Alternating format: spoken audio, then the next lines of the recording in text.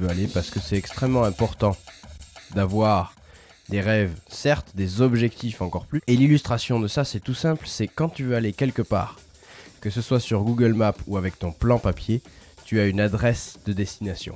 Et si tu n'as pas une adresse de destination, tu vas n'importe où, tu vas nulle part. Si tu veux vraiment profiter de ton temps librement, va dans la barre d'adresse de ton moteur de recherche préféré, tape stratégie-temps.com, tu vas arriver sur la page d'accueil du site et tout en bas, tu trouveras de quoi inscrire ton meilleur email pour que je vienne chez toi tous les matins te donner un coup de pied aux fesses et tu vas démarrer par 5 vidéos offertes. Salut, c'est Joseph, j'espère que tu es en forme ce soir. Moi je suis en pleine forme ce soir, tu vois, ça faisait un moment que j'avais pas fait de petites vidéos, qu'on n'avait pas parlé ensemble parce que j'avais un gros problème de toux et c'est en train de se résoudre, mais ce problème de toux, c'est que ça affectait ma voix, j'avais du mal à parler et je toussais en permanence, donc c'était vraiment pas agréable et je pense que ça aurait pas été agréable pour toi non plus d'avoir une vidéo où je tousse quasiment tous les 3 mots. Donc là je vais essayer de m'en sortir ce soir.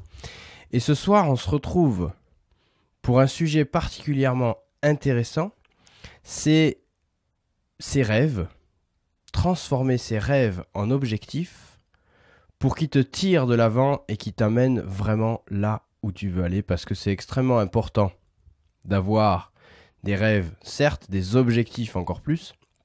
Et l'illustration de ça, c'est tout simple, c'est quand tu veux aller quelque part, que ce soit sur Google Maps ou avec ton plan papier, tu as une adresse de destination.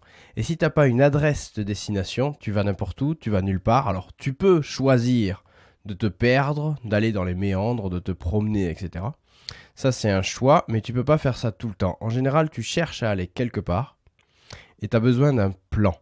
Tu as besoin d'un plan, qu'il soit informatique, comme je te disais, sur ton téléphone, sur ton GPS, sur ton je sais pas quoi, qu'il soit papier sur une carte ou un truc comme ça. Tu as besoin d'un objectif, d'une destination et d'un plan, et c'est exactement pareil dans ta vie.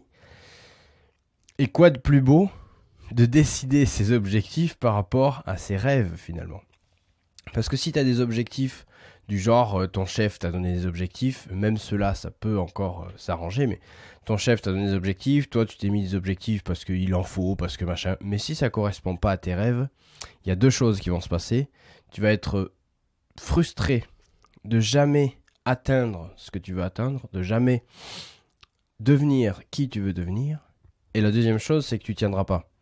Tu tiendras pas parce que c'est pas assez ancré au fond de toi, c'est pas assez fort au fond de toi.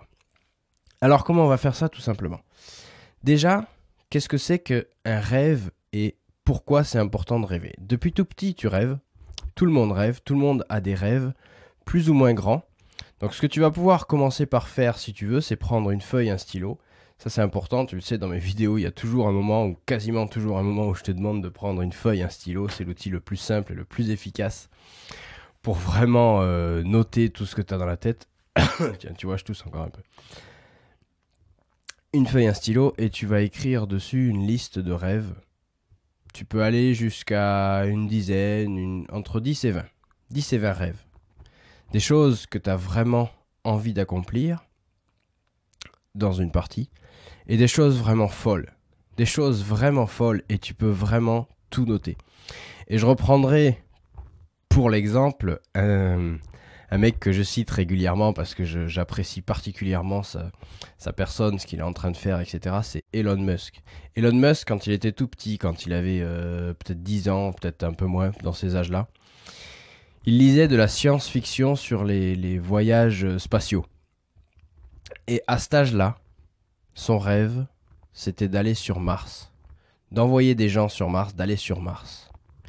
Et aujourd'hui, il a jamais été plus proche de pouvoir faire ça. En tout cas, c'est lui et son entreprise, bien sûr, qui est le plus proche de pouvoir réaliser ça. Et s'il n'avait pas écrit que c'était son rêve, s'il n'avait pas mis dessus des objectifs, des points de passage, des choses pour avancer, pour concrètement aller vers ce résultat-là, il n'aurait jamais pu atteindre ça. Donc, tu vas prendre une feuille, un stylo, tu vas écrire dessus une vingtaine de rêves, allez, entre 10 et 20. Des choses qui te tiennent vraiment à cœur. Comme je te dis, tu peux aller des choses qui te semblent les plus réalistes et les plus réalisables jusqu'aux choses qui te semblent vraiment les plus folles, les trucs les plus farfelus, les plus ouf. Et à partir de ça, tu vas écrire à côté. Donc si tu veux, tu peux laisser une soirée, tu peux le reprendre ça demain.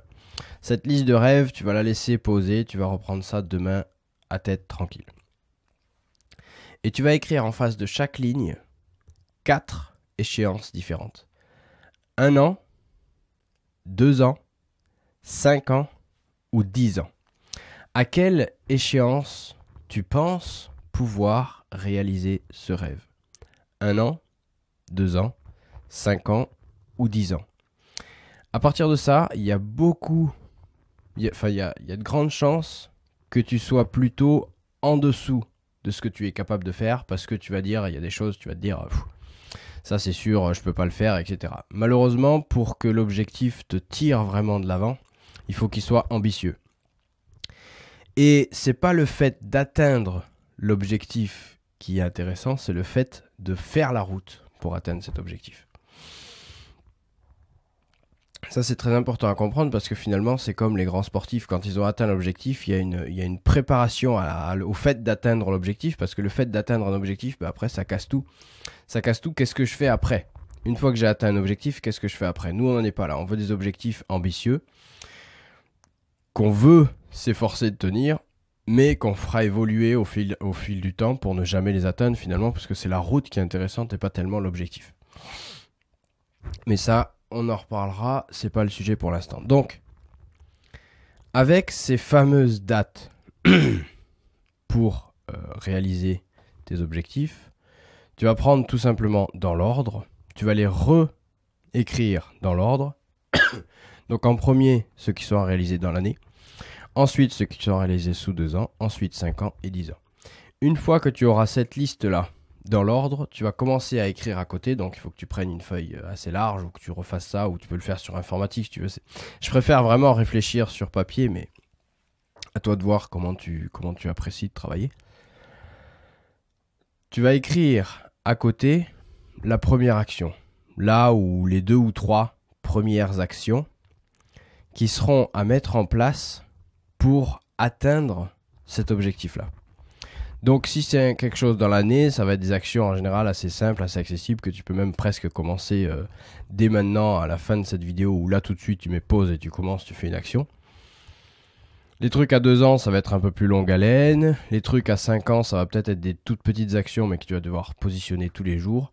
Et à 10 ans, c'est un peu le même genre. Bon, à partir de ces 2-3 petites premières actions, ça va te sembler beaucoup plus clair, beaucoup plus limpide et beaucoup plus accessible d'un coup. Donc tu vas pouvoir faire un deuxième exercice, c'est de réévaluer. Réévaluer ces fameuses échéances de 1 an, 2 ans, 5 ans et 10 ans. Réévaluer ça. Et ensuite, ce que tu devras faire, c'est de reformuler chacun des objectifs pour qu'ils te semblent atteignables, possible, pour qu'il n'y ait aucun mot. Tu vas chercher chaque mot qui te gêne dans chaque objectif, tu vas le virer, tu vas changer ça. Si tu veux plus d'informations sur cette histoire de définition d'objectif et qu'un objectif va te tirer de l'avant, il ne faut pas qu'il te pousse. Un objectif qui te pousse, c'est un mauvais objectif. Il faut un objectif qui te tire. Et ça, c'est l'illustration parfaite, c'est Monsieur Citroën qui a inventé, c'était pas le premier à avoir inventé ça, mais c'est lui qui l'a démocratisé, c'est lui qui l'a mis vraiment sur le marché, qui l'a mis entre toutes les mains. C'est la voiture, c'est la traction, tu connais certainement cette voiture-là, sinon je te la montre. Et cette voiture-là, c'est la première qui avait les roues avant qui tirent la voiture. Et l'illustration de cette voiture-là, c'est une brouette que tu pousses ou une brouette que tu tires. C'est beaucoup plus facile à tirer une brouette qu'à pousser une brouette. Donc, pousser ton objectif ou être poussé par ton objectif, ça marche pas. Il faut être tiré par ton objectif de l'avant et là, ça marche vraiment. Ton objectif va faire comme un élastique et tu n'auras qu'une seule chose possible, c'est d'aller vers la réussite de cet objectif. Et il y a 2 choses qui restent à faire. Donc, la reformulation de l'objectif pour qu'il soit impossible que tu ne l'atteignes pas. Et ensuite, les définitions correctes des bonnes premières actions pour que vraiment ça t'amène à faire ça. Et quand positionner ces actions pour qu'elles soient le plus efficace possible et qu'elle t'apporte le plus de satisfaction possible dès aujourd'hui. Chaque matin, tu as plus de 15 heures devant toi. Choisis tes priorités.